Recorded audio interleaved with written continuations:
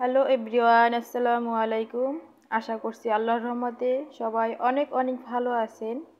তো বরাবরের মতো চলে আসলাম আবারও আপনাদের সাথে খুবই মজার একটি রেসিপি শেয়ার করার জন্য। তো আমার আজকের রেসিপি হচ্ছে ভ্যানিলা স্পঞ্জি কেক। তো এই কেকটি বানানো খুব সহজ, মাত্র 2টি ডিম দিয়ে চুলায় তৈরি ভ্যানিলা স্পঞ্জি কেক। তো আর কোনো কথা নয়, চলে যাচ্ছি মূল রেসিপিতে। তো প্রথমেই আমি শুকনো উপকরণগুলো চেলে নিব।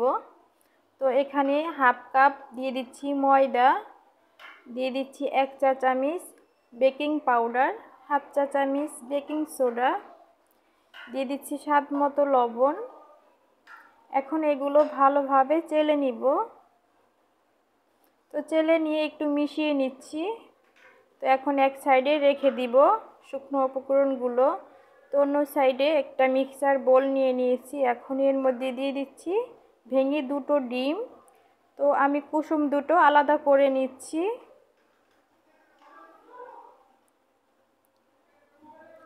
এখন এক সাইডে রেখে দিব কুসুম দুটো। এখন সাদা অংশকে আমি একটু ফোম করে নিব বিট করে। তো একটা হ্যান্ড উইচ দিয়ে কিছুক্ষণ বিট করে ফোম করে নিয়েছি।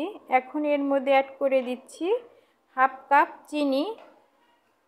এখন আবারও ভালোভাবে মিশিয়ে নিচ্ছি। তো মেশানো শেষ। এখন এর মধ্যে আবারও অ্যাড করে দিচ্ছি 1/3 কাপ রান্নার তেল। এখন আবারও ভালোভাবে মিক্স করে নিচ্ছি।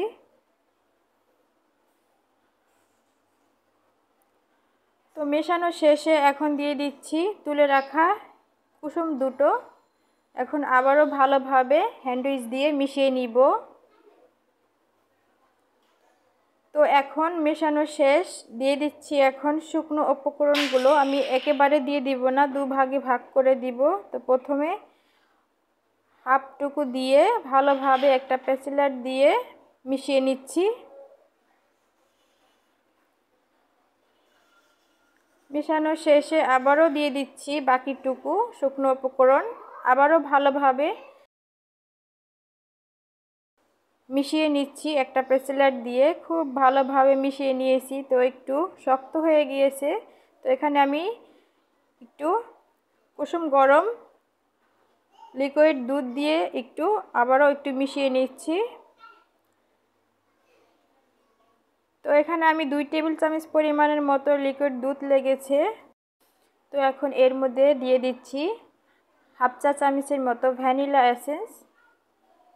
তো এখন ভালোভাবে আবারও মিশিয়ে নিচ্ছি। তো দেখিয়ে দিচ্ছি কেকের ব্যাটারটা এরকমটাই ঘনত্ব হবে। তো আগে থেকে কেকটা যেই বাটিতে বেক করব সেই বাটিটা আমি অয়েল পেপার বিছিয়ে তেল ব্রাশ করে রেখেছি। এখন এর মধ্যে দিয়ে দিচ্ছি কেকের ব্যাটার ঢেলে। তো আমি আজকে চুলায় বেক করব কেকটা। তো একটু ট্যাপ করে দিচ্ছি যাতে ভিতরে বাবলস থাকলে বেরিয়ে আসবে। তো আগে থেকেই একটা সিলভারের হাঁড়ি চুলায় বসিয়ে হিট করে রেখে দিয়েছিলাম। তো এর মধ্যে বসিয়ে দিয়েছি কেকের বাটি। এখন ঢাকনা দিয়ে ঢেকে দিচ্ছি।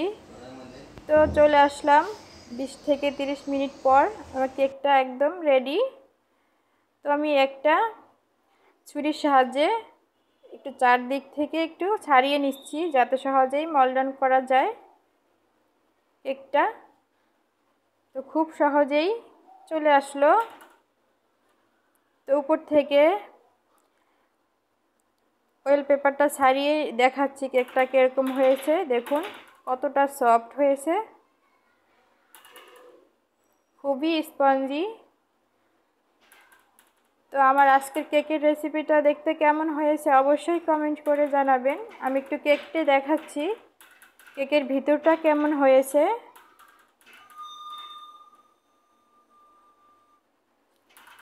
দেখুন কেকের ভিতরটা কেমন হয়েছে, খুবই সফট একটা কেক হয়েছে।